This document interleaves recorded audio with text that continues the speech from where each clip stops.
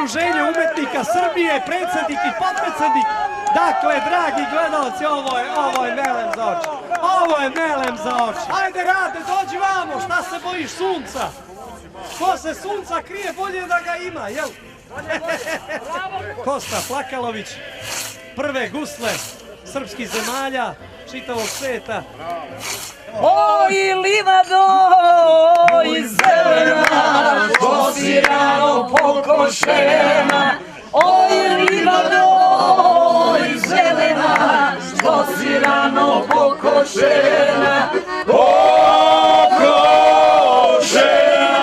Usred leta, kad najlepše cveće cveta.